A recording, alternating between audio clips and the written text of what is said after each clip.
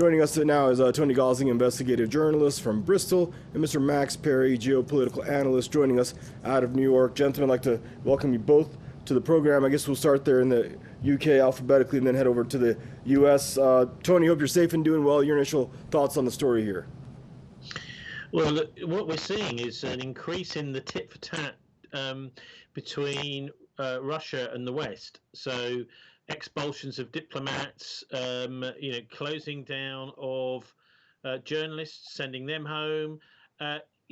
Anyone taking a look at this dispassionately must be able to realize that we are actually inching towards a real fighting conflict of some sort, unless this is reversed. I mean, this is a very, very serious situation, possibly more serious than the Cuban Missile Crisis in 1962, which, of course, was all over the press at the time.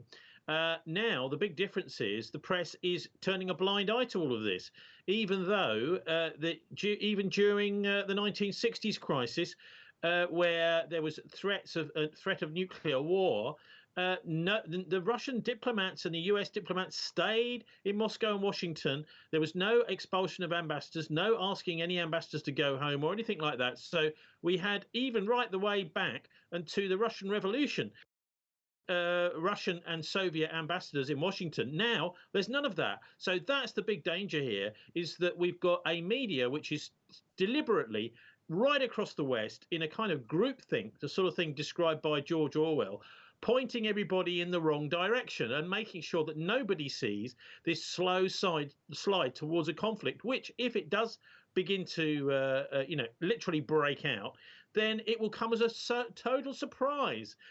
Now, that won't be a surprise to many people in other parts of the world because they're not listening to the same treacherous media. Interesting stuff.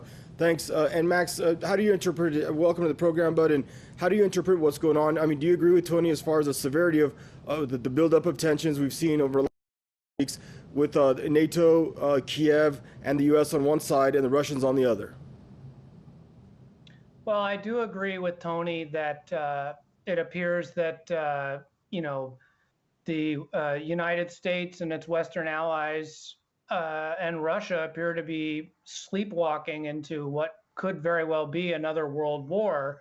But I don't think that there can be any adequate discussion of this diplomatic crisis between the EU and Russia that's clearly being instigated by the United States without taking into consideration the timing of these events, whether it's the alleged poisoning and subsequent jailing of Mr. Navalny, or the escalation of the conflict in Eastern Ukraine, because both of these developments are not only the result of instigations by the U.S., but the U.S. is desperate to halt the rise of Moscow on the global arena.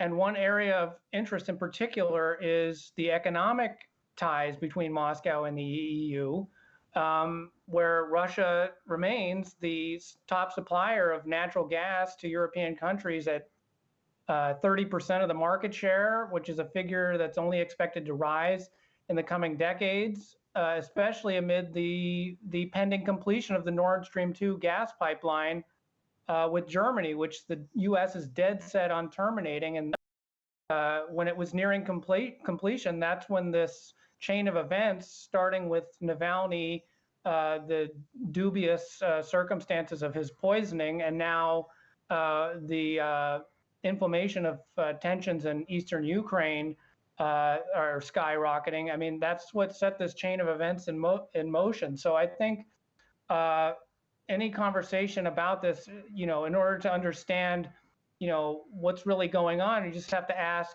cui bono, who benefits from, who stands to benefit from this crisis. And it's certainly not Russia, and it's absolutely Washington, which is desperate to undermine Moscow's economic foothold in the European Union. And Tony, how do we get here so fast, so early on in Joe Biden's tenure? Because we can't say he really inherited these tensions from Donald Trump, because he didn't. So what happened in such a short period of time since he assumed office? Well, look, I think what we're seeing is quite a lot of speaking with forked tongue, to put it politely, where, for example, they're saying, oh, we want to stop this negative trend in these expulsions. I don't think there's any real wish to do that at all. I think this negative trend is planned all along, in a similar way that we've seen the former Secretary of State and a war criminal, Henry Kissinger, saying, oh, the world is going to have to get together and sort out the COVID crisis. There could be a much wider conflict. I think he's the sort of person that is actually setting China and the United States against each other. This is his bread and butter, this kind of thing. So whilst we're seeing a lot of voices, particularly powerful people, saying they want to see an end to this, actually they're the sorts of people who basically want to control the outcome. They want to control an outcome, and they don't really, they should not be being listened to, but they are, of course, by the mass media, who's making people look in the wrong direction, as I said before. But look, the Russians have got a lot of independence. They're an independent-minded lot. They're an Orthodox Christian country which had to go through many decades of having Christianity made an outlaw effectively by the communists during the Soviet era. Wonderful cathedrals smashed down to the ground, that sort of thing. They rebuilt a lot of that, and they are not likely to be pushed around by the Protestant or Catholic countries. Interesting. And Max, do you think that Zelensky in Ukraine right now, in Kiev, should be concerned that the West doesn't about face on him, kind of like akin to what we saw in Syria, where they pumped up the Kurds, they pumped up the insurgency, that let's do this together, and then they went from that to, hey, let's you do it by yourself, and we'll back you with weapons and logistics, to, hey, let's you do it by yourself, and we'll just sit back and watch. Well, unfortunately, I think that Mr. Zelensky has proven to be just as bellicose and has beaten the drums of war just as much as his predecessor, Petro Poroshenko, because it was, after all, Mr. Zelensky who issued a decree that, stated Kiev's intention that it was going to retake the Crimean Peninsula and the Donbass from the Russian-speaking separatists in Donetsk and Luhansk, and the Crimea from Russia, which, of course, was intended to provoke a reaction by Moscow, and Russia responded accordingly, as any country would, by moving its armies and divisions towards its western region and its warships into the Black Sea. It was actually Mr. Zelensky that really, has been saber-rattling Russia here and provoked this troop buildup by Russia, which is really in self-defense. It was argued that, during his campaign versus Mr. Poroshenko, he was, trying to play both sides.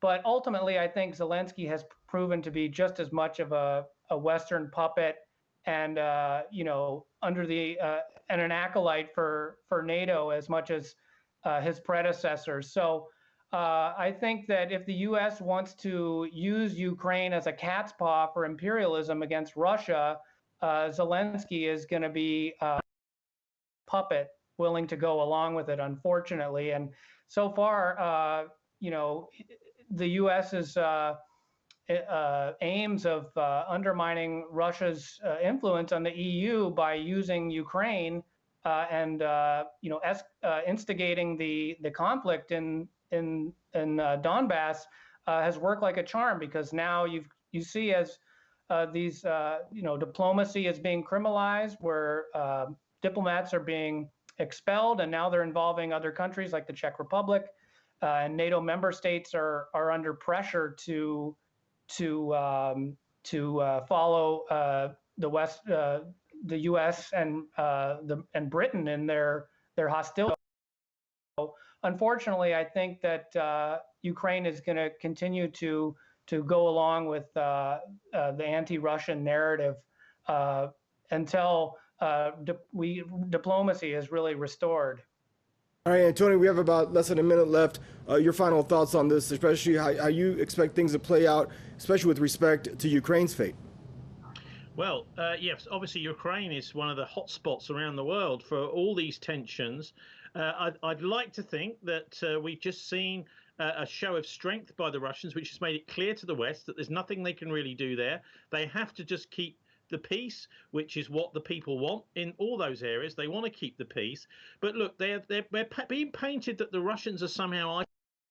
I don't believe they are. I think it's the Western establishment that's becoming isolated by their own unhinged behaviour. If you look, last Saturday in London, we had 500,000 people on the streets protesting against the strictures of the lockdown rules, plus also a bill which would criminalise. It's called the Kill the Bill movement. That could criminalise up to 1 million people in Britain who are on the edge of homelessness.